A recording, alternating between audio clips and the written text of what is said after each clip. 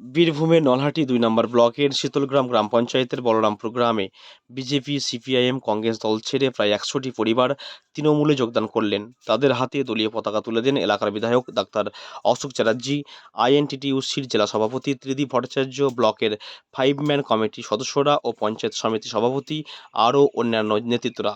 যোগদানকারীরা জানান, মমতা ব্যানার্জির উন্নয়নের সামিল হওয়ার জন্যই আমরা দল ছেড়ে তৃণমূলের যোগদান করলাম। ঠিক আছে